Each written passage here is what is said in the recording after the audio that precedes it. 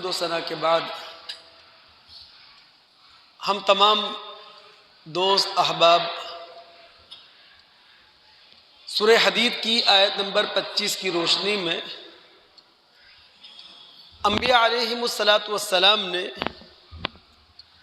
افراط اور تفریط سے ہمیں بچاتے ہوئے ایک راہ عدل پر کھڑا کیا۔ انبیاء علیہم السلام نے ہماری زندگیوں میں وہ اعتدال چاہے عقائدی زندگی میں قائم کیا، عملی زندگی میں قائم کیا، انفرادی سطح پر قائم کیا یا اجتماعی زندگی پر قائم کیا، ہم اسے سمجھنے کی کوشش کر رہے ہیں۔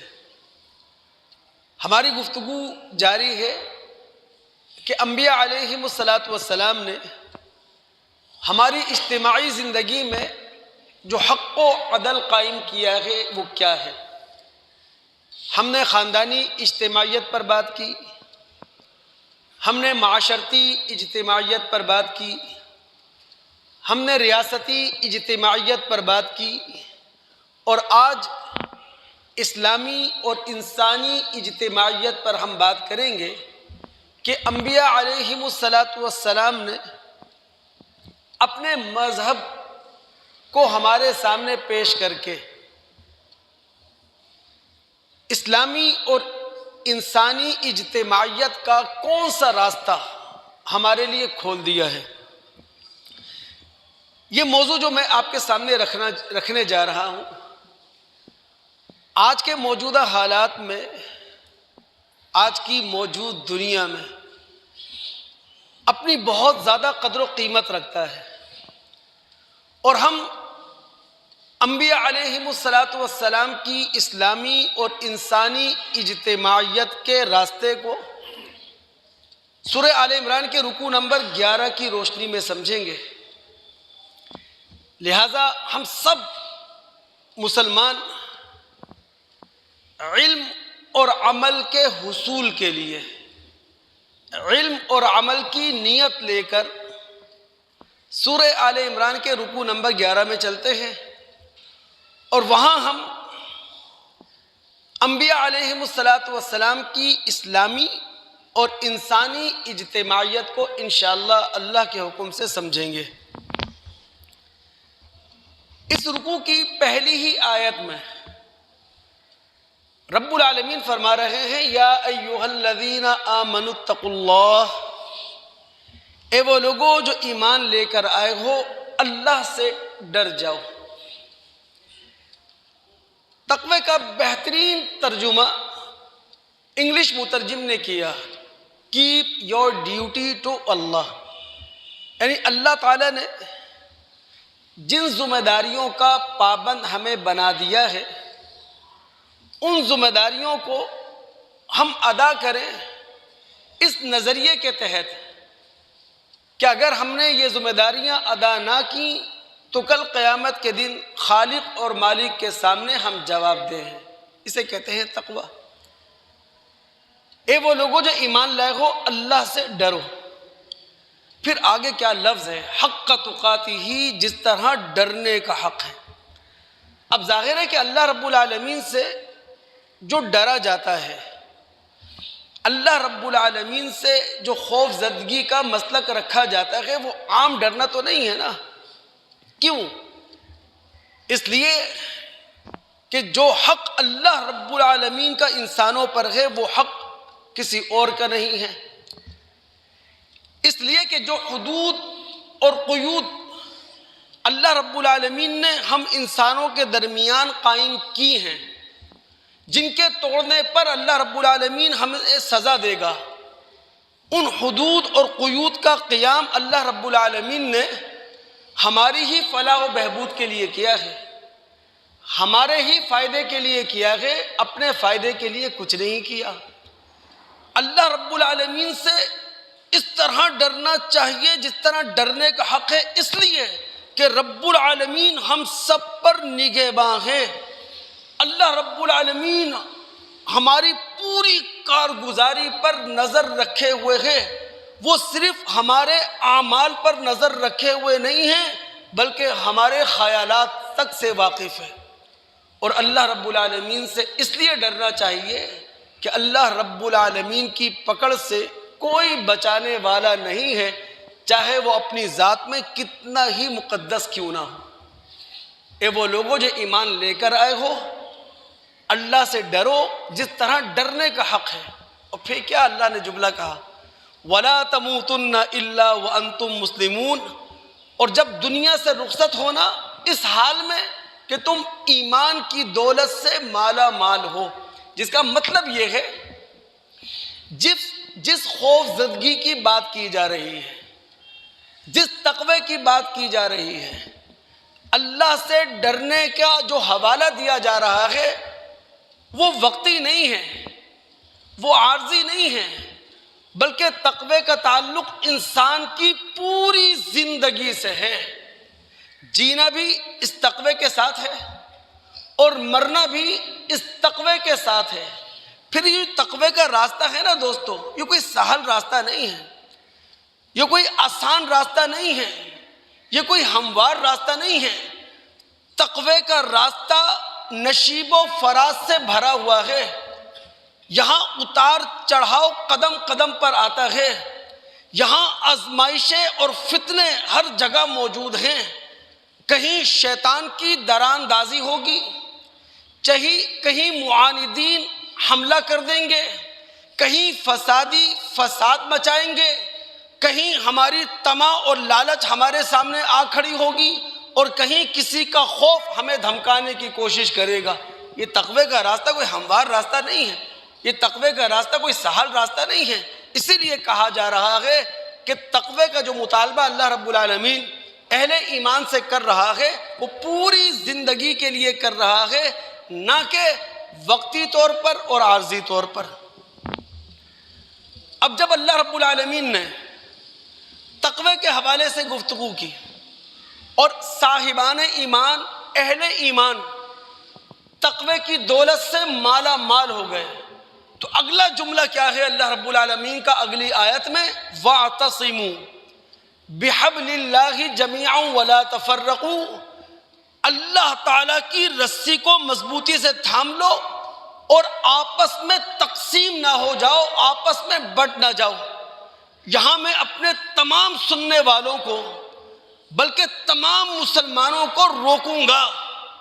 یاد رکھیں آیت کا یہ جملہ وہ جملہ ہے، اہل ایمان کے لیے ساری سعادتیں اس جملے کے اندر ہیں، اہل ایمان کے لیے اللہ تعالیٰ کی ساری رحمتیں اس جملے کے اندر ہیں، اہل ایمان کے لیے ساری برکتیں اللہ تعالیٰ نے اس جملے میں رکھ چھوڑی ہیں۔ وَاعْتَصِمُوا بِحَبْلِ اللَّهِ جَمِيعًا وَلَا تَفَرَّقُوا۔ دوستو، اعتصام کا معنی ہوتا ہے کسی بھی چیز کو مضبوطی سے تھام لینا۔ اچھا، آگے اللہ رب العالمین نے جمیعاً کا لفظ اس کی تاکید کے لیے استعمال کیا ہے، یعنی وَاعْتَصِمُوا جَمِيعًا، سب مل کر مضبوطی کے ساتھ تھام لو۔ اب سوال ہمارے سامنے یہ آیا، ہم تمام مسلمان دنیا کے 200 کروڑ کلمہ گو لوگ مل کر کس چیز کو مضبوطی سے تھام لیں؟ تو اللہ نے کہا بحبل اللہ، اللہ تعالیٰ کی رسی کو۔ اب اللہ کی رسی سے مراد کیا ہے؟ دین الہی بھی مراد ہے، کلمہ الہی بھی مراد ہے، اور قرآن بھی مراد ہے۔ یہ مختلف چیزیں نہیں ہیں۔ دیکھیں، قرآن دین الہی کا پہلا ماخذ ہے، قرآن لا الہ الا اللہ کی تشریح اور ترجمانی کا نام ہے۔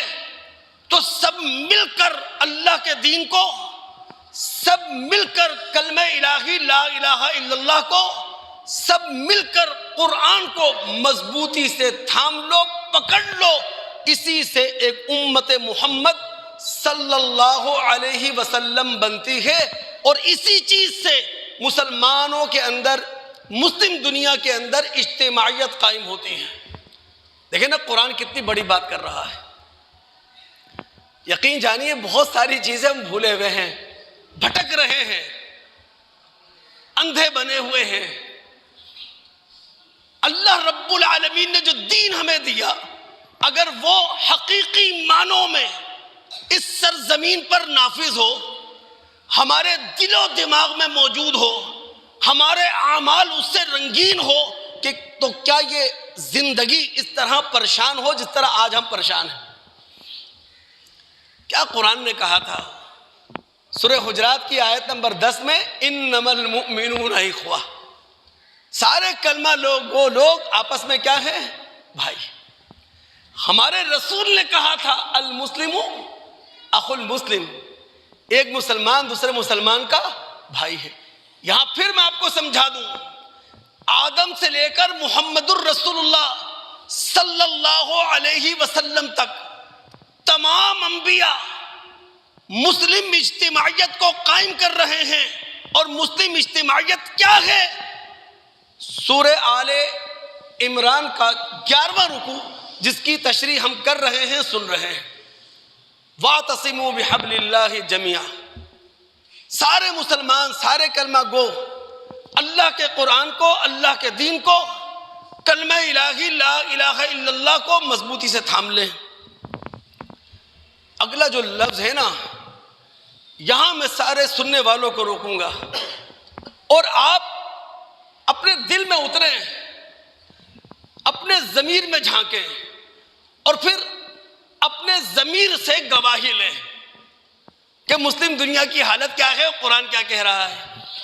وَلَا تَفَرَّقُوا، جب تم نے مل کر اللہ کا قرآن تھام لیا، اللہ کا دین پکڑ لیا، کلمہ الہی لا الہ الا اللہ سے وابستہ ہو گئے، وَلَا تَفَرَّقُوا، اب بٹ نہیں جانا، اب تقسیم نہیں ہو جانا۔ دوستو، فرق عربی میں کہتے ہیں فاصلوں کو، فرق عربی میں کہتے ہیں دوری کو۔ عربی میں الفرق سر کی مانگ کو کہتے ہیں، چونکہ مانگ سر کے بالوں کو بانٹ دیتی ہے، تقسیم کر دیتی ہے۔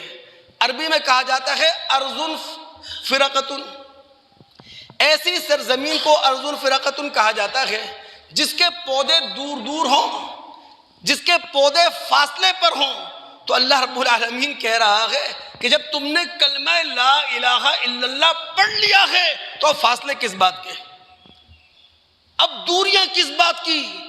اور دوستو، قرآن میں اتریں، اللہ کی قسم، تفرقہ چاہے گھریلو سطح کا ہو، تفرقہ چاہے خاندانی سطح کا ہو، تفرقہ چاہے محلے کی سطح کا ہو، تفرقہ چاہے سیاسی جماعت کا ہو، یا تفرقہ مذہب اسلام کے اندر ہو، وہاں خدا کی برکت نہیں ہے، وہاں خدا کی رحمت نہیں ہے۔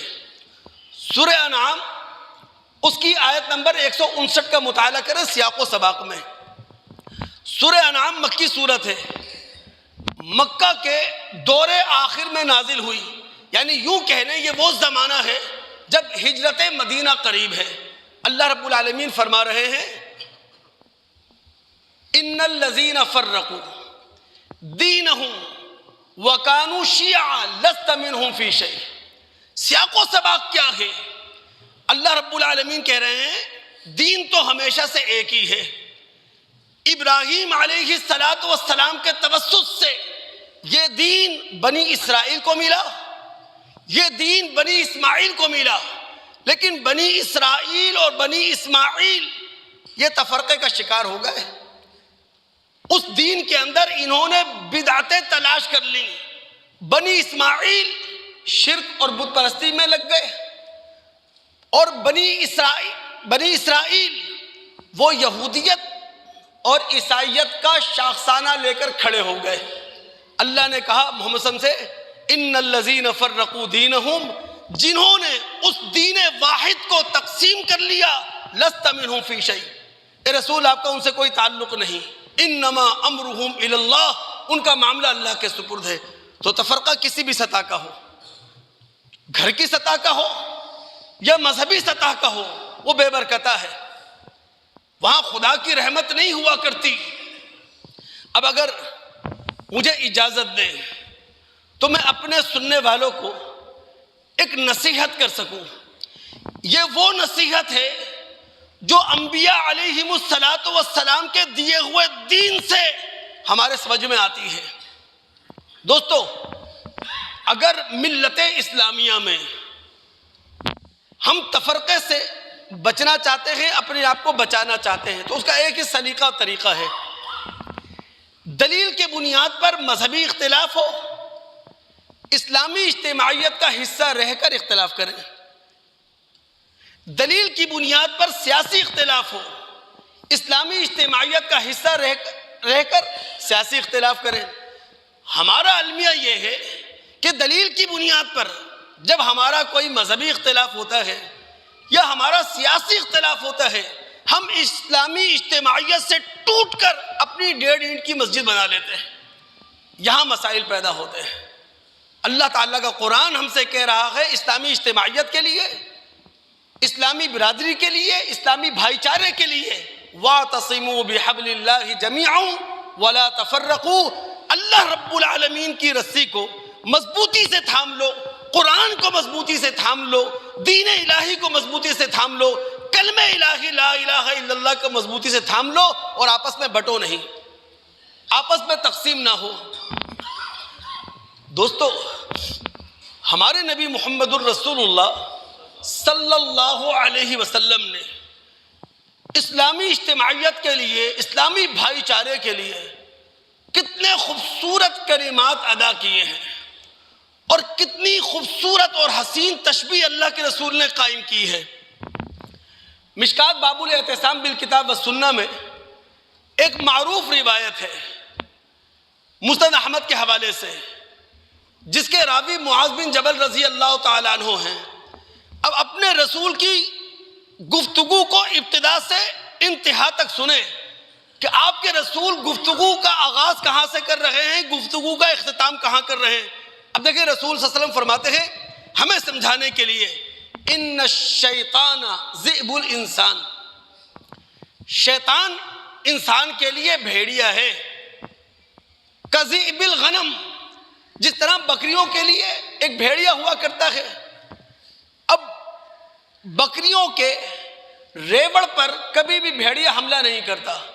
رسول نے فرمایا یاخذ الشاذ القاسیہ والناحیہ، بھیڑیا ہمیشہ اس بکری پر حملہ کرتا ہے جو ریوڑ سے الگ ہو، جو ریوڑ سے دور ہو، جو ریوڑ کا راستہ چھوڑ دے، بھیڑیا اس پر حملہ کرتا ہے۔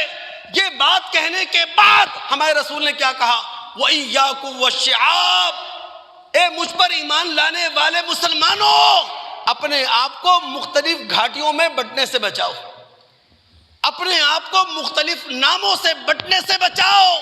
وَعَلَيْكُمْ بِالْجَمَاعَةِ، مسلم جماعت سے لگے رہو۔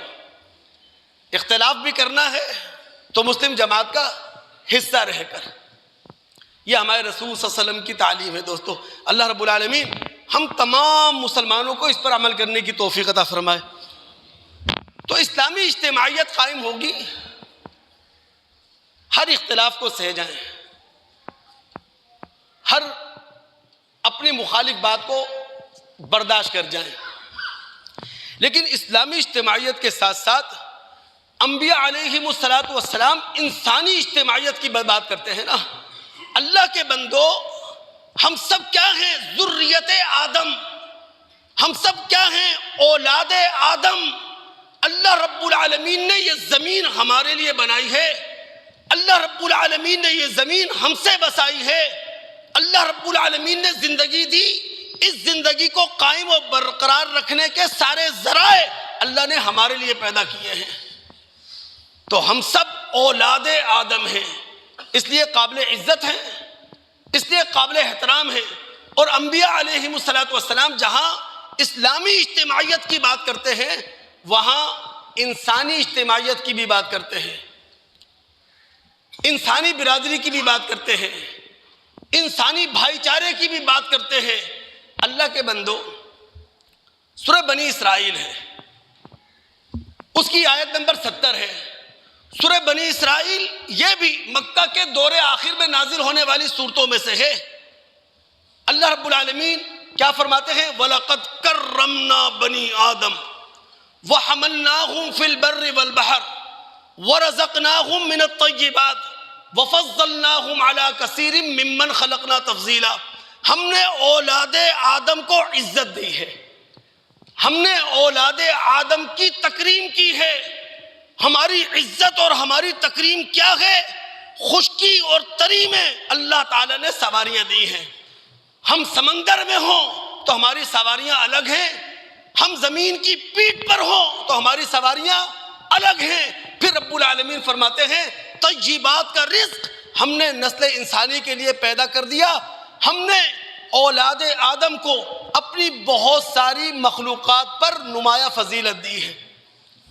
تو جہاں انبیاء علیہم السلام اسلامی اجتماعیت کی بات کرتے ہیں، وہاں وہ انسانی اجتماعیت کی بھی بات کرتے ہیں۔ دوستو، قرآن کا مطالعہ ہمیں یہ بتاتا ہے دو بنیادیں ہیں جہاں دنیا بھر کے انسان جمع ہو سکتے ہیں۔ ان میں سے پہلی بنیاد سارے انسانوں کا خالق ایک، یعنی توحید ایسی بنیاد ہے، دنیا کے 8 ارب سے زائد انسان اس توحید کے جھنڈے تلے جمع ہو سکتے ہیں۔ یاد رکھیں، جتنے بھی دنیا کے بڑے مذاہب ہیں، ہر مذہب میں خدا کا تصور ہے اور خدائے واحد کا تصور ہے، یعنی دنیا کے ہر مذہب میں توحید کا تصور موجود ہے۔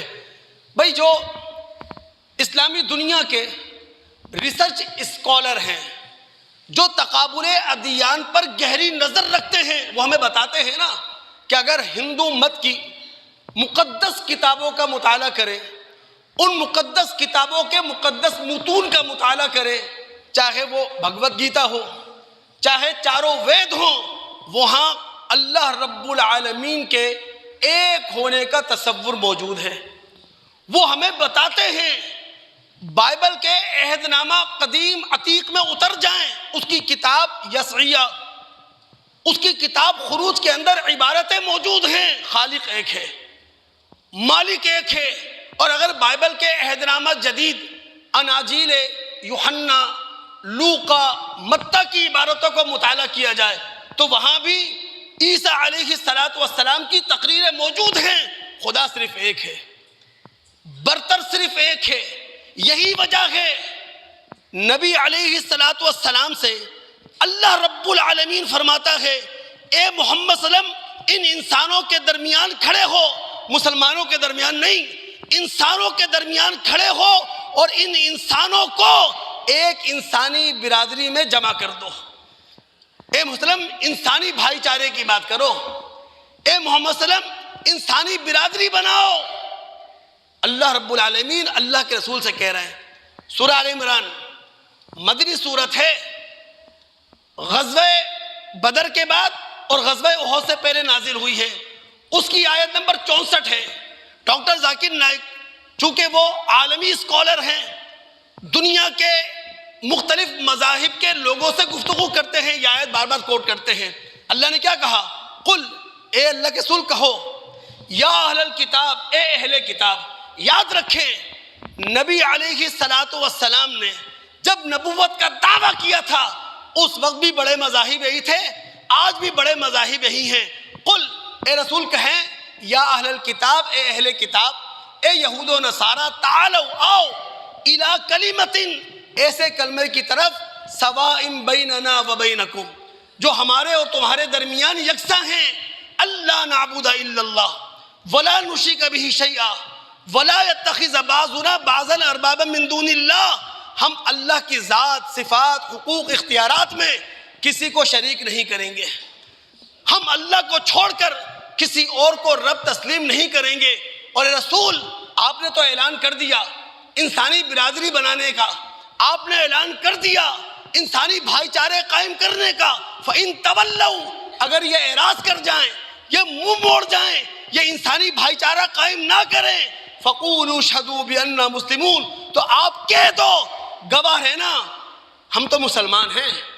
ہم فرما بردار ہیں، ہم تابعدار ہیں۔ تو دوستو انبیاء علیہم الصلوۃ والسلام کی تعلیمات کا اگر ہم مطالعہ کریں تو وہ صرف اسلامی بھائی چارے کی بات نہیں کرتے، وہ انسانی بھائی چارے کی بات کرتے ہیں۔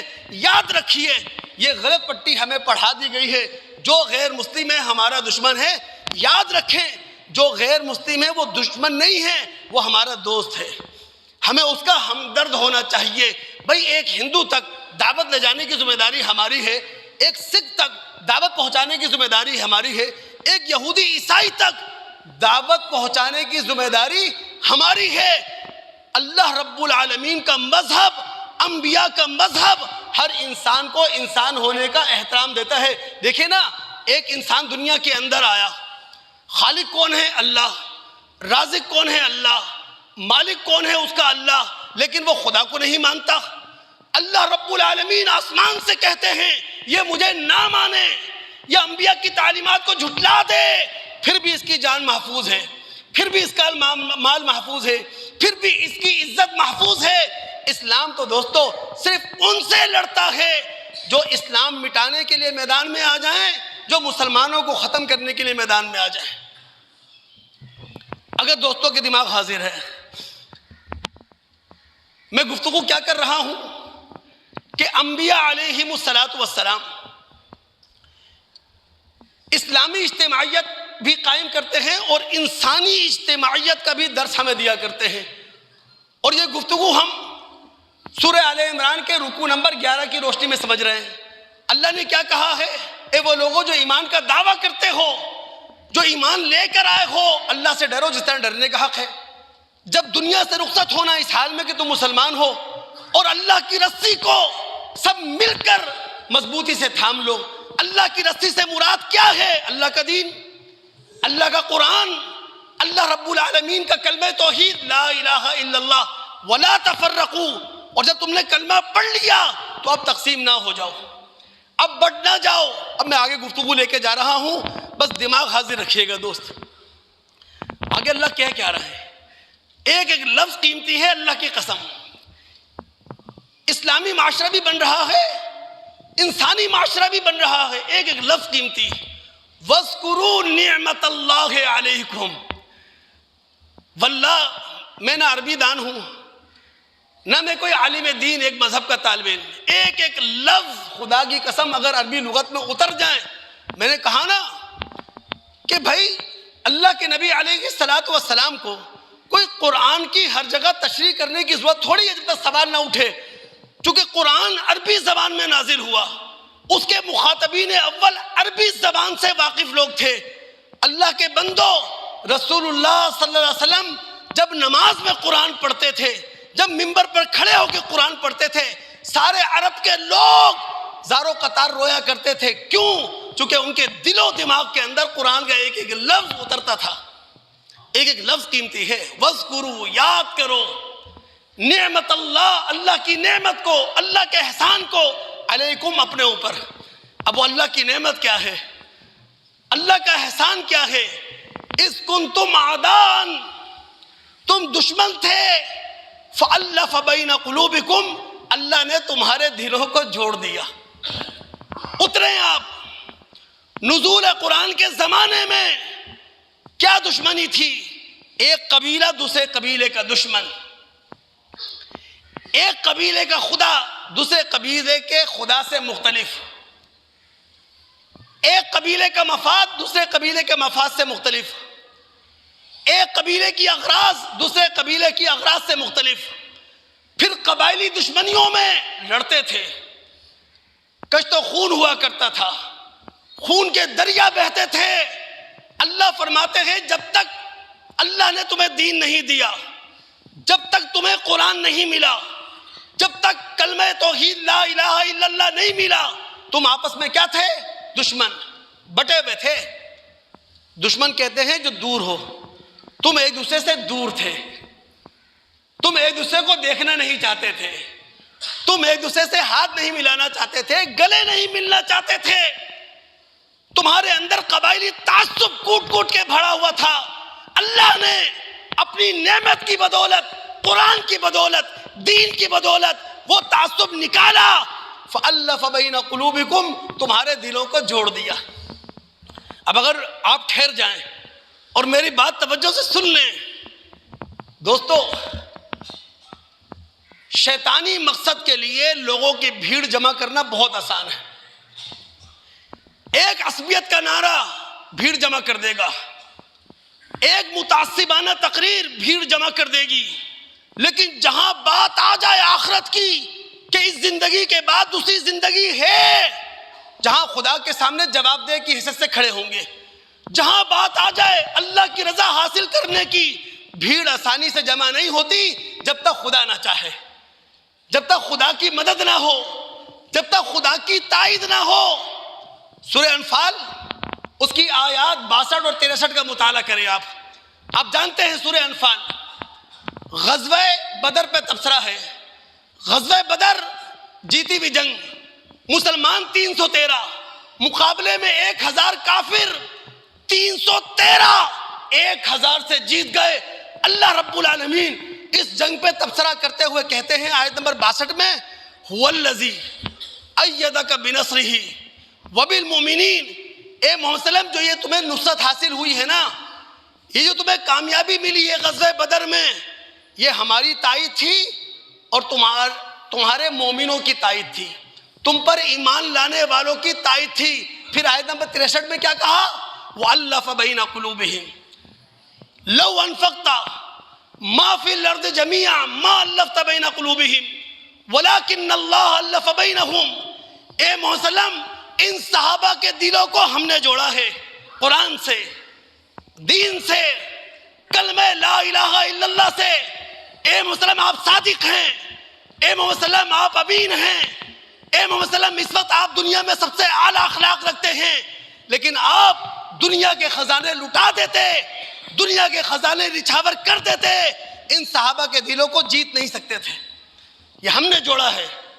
تو قرآن کیا کہہ رہا ہے؟ اذ کنتم اعداء، جب تک کلمہ ایمان نصیب نہیں ہوا تھا، جب تک قرآن کی دولت نہیں ملی تھی، جب تک دین و شریعت سے ہم واقف نہیں ہوئے تھے، تب تک دشمن تھے، لیکن اللہ تعالیٰ نے دشمنیاں ختم کی، ہم سب نے کلمہ پڑھا، کوئی پٹھان ہے، کوئی پنجابی ہے، کوئی اردو سپیک ہے، کوئی کراچی کا رہنے والا ہے، کوئی لاہور کا رہنے والا، کوئی کشمیر ہے بٹ آباد کا رہنے والا، لیکن کیوں بیٹھے ہوئے یہاں پر؟ آپ کس چیز نے جوڑا ہے آپ کو؟ قرآن نے، دین و شریعت نے، کلمہ لا الہ الا اللہ نے آپ کو جوڑا۔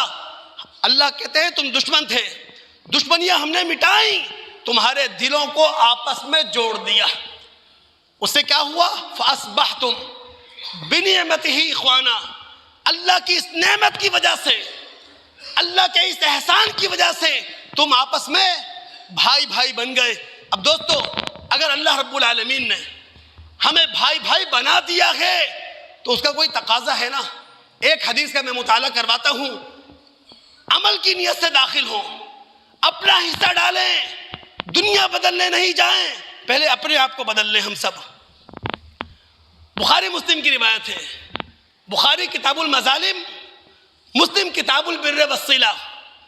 ابن عمر رضی اللہ تعالیٰ عنہ روایت کے راوی، نبی علیہ الصلوۃ والسلام نے فرمایا المسلم اخو المسلم، ایک مسلمان دوسرے مسلمان کا بھائی ہے، لا یظلمہ، ایک مسلمان دوسرے مسلمان پر ظلم نہیں کرتا۔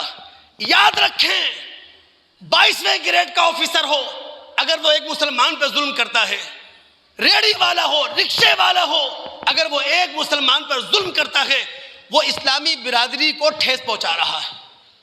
لا یظلمہ ولا یسلمہ، ایک مسلمان دوسرے مسلمان کو بے سہارا نہیں چھوڑ دیتا۔ اگر کوئی جج ایک مسلمان کی مدد نہ کرے، ایک وکیل مسلمان کی جائز مدد نہ کرے، وہ بھی اسلامی بھائی چارے کو کمزور کر رہا ہے۔ پھر رسول نے کیا کہا؟ جو مسلمان اپنے مسلمان بھائی کی ضرورتیں پوری کرنے میں لگا رہتا ہے، کان اللہ فی حاجتہ، اللہ رب العالمین اس کی ضرورتیں پوری کرتا ہے۔ کیا ہم نہیں چاہتے ہمارا خدا ہمارے ساتھ ہو؟ کیا ہم نہیں چاہتے خدا کی رحمتیں ہمارے ساتھ ہو، خدا کی برکتیں ہمارے ساتھ ہو، خدا کی سعادتیں ہمارے ساتھ ہوں، اور اگر چاہتے ہیں تو پھر ایک مسلمان دوسرے مسلمان کا خیر خواہ بن جائے، ایک مسلمان دوسرے مسلمان کا ہمدرد بن جائے۔ اور پھر رسول نے کیا کہا؟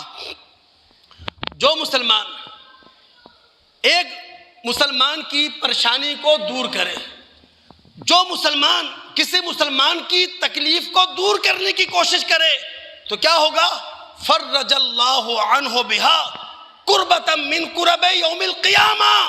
آپ نے چھوٹی سی تکلیف مسلمان کی دور کی، اللہ رب العالمین قیامت کی بڑی تکلیف ہے ہم سے دور کر دے گا، ہم سے ہٹا دے گا، ہم سے مٹا دے گا۔ اور پھر رسول نے کیا کہا؟ جو شخص کسی مسلمان کی پردہ پوشی کرے، دوستو اللہ سے دعا کریں اللہ ہم سب کو پردہ پوش بنا دے۔ نبی کے بعد کوئی کامل ہو سکتا ہے؟ نبی کے بعد کوئی کامل نہیں ہو سکتا۔ ہم جتنے انسان ہیں، ہم جتنے مسلمان ہیں، جہاں ہمارے اندر خوبیاں ہیں وہاں ہمارے اندر خامیاں بھی ہیں۔ خوبیوں کو نمایاں کریں، خامیوں پہ پردہ ڈالیں۔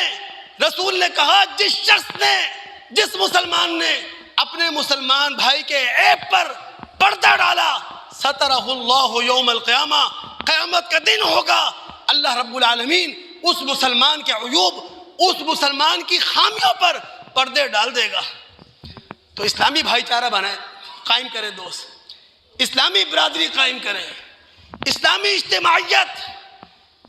اللہ رب العالمین کا آسمانی مذہب انسانوں کو توڑتا نہیں ہے، وہ انسانوں کو جوڑتا ہے۔ اب جب ہم مسلمانوں نے اپنی اجتماعیت کو پارا پارا کیا، کہنے کو 57-58 اسلامی ریاستیں، کہنے کو عددی لحاظ سے 200 کروڑ، اللہ اکبر، لیکن حالت کیا ہے؟ جب ہم نے اپنا عالمی کردار ادا نہیں کیا، ہم نے انسانی بھائی چارے سے منہ پھیر لیا، ہم نے انسانی برادری قائم کرنے کی کوشش نہ کی، تو پھر عالمی طاقت ایسے لوگوں کے ہاتھوں میں آ گئی جو معذرت کے ساتھ برہنہ تھے، جو ننگے تھے۔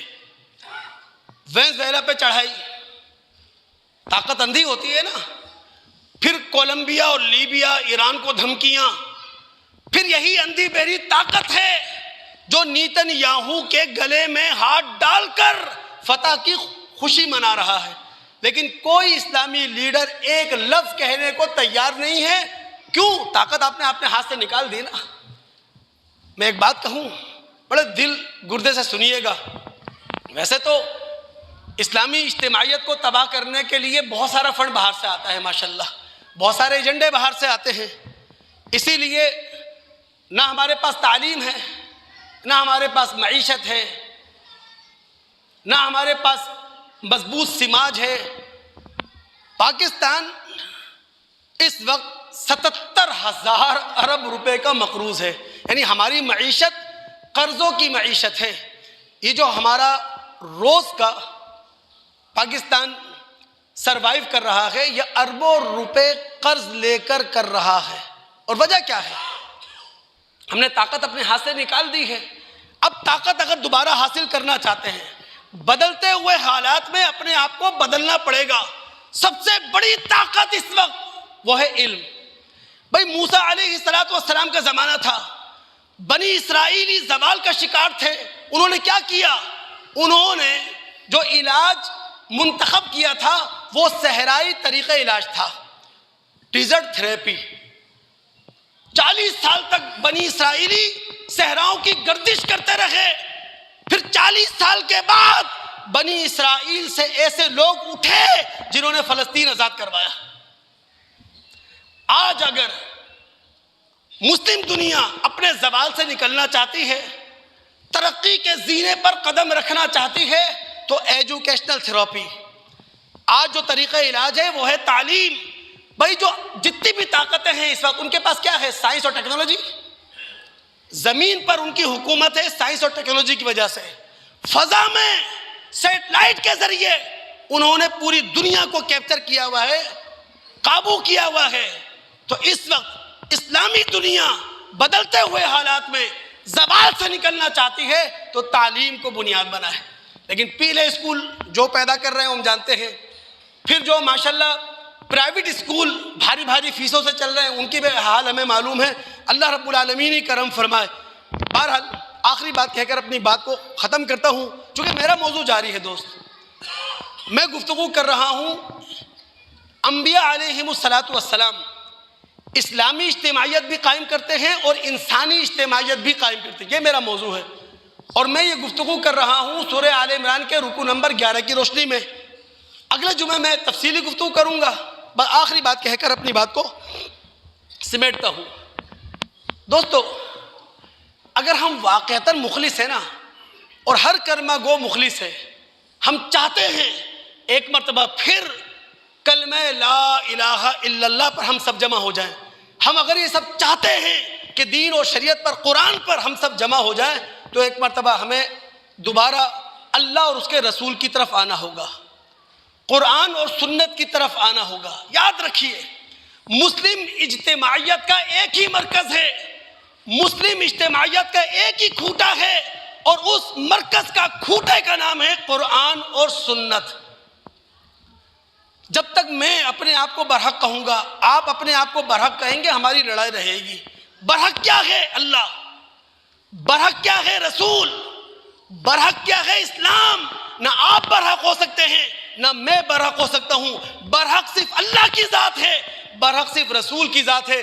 یہی ہے وہ بات جو اللہ رب العالمین نے قرآن میں کہی، سورہ نساء آیت نمبر 59، اے وہ لوگوں جو ایمان کا دعویٰ کرتے ہو، اللہ کی اطاعت کرو، رسول کی اطاعت کرو، صاحب امر کی اطاعت کرو۔ فَإِن تَنَازَعْتُمْ فِي شَيْءٍ فَرُدُّوهُ إِلَى اللَّهِ وَالرَّسُولِ، اور تمہارے درمیان اگر کوئی اختلاف کھڑا ہو جائے، چاہے وہ مذہبی اختلاف ہو، چاہے وہ سیاسی اختلاف ہو، اللہ اور اس کے رسول کے پاس آؤ، قرآن و سنت سے اپنے مسئلے کا حل تلاش کرو۔ اور پھر بات دہرانا چاہوں گا دوست، مسلم اجتماعیت قائم رکھنا چاہتے ہیں نا، اس کا ایک ہی حل ہے، آپ جو اختلاف کریں اجتماعیت کا حصہ رہ کر۔ آپ کو دلیل کی بنیاد پر مذہبی اختلاف ہے، مسلم اجتماعیت کا حصہ رہ کر آپ اختلاف کریں۔ اگر آپ کو دلیل کی بنیاد پر سیاسی اختلاف ہے، مسلم اجتماعیت کا حصہ رہ کر آپ سیاسی اختلاف کریں۔ کبھی بھی مذہبی یا سیاسی اختلاف کو بنیاد بنا کر اسلامی اجتماعیت کو پارا پارا نہ کریں، ورنہ ہم سب خدا کے مجرم ہوں گے۔ اللہ تعالیٰ سے دعا ہے سننے کے بعد سمجھنے کے بعد عمل کرنے کی توفیق عطا فرمائے۔ السلام علیکم ورحمۃ اللہ وبرکاتہ۔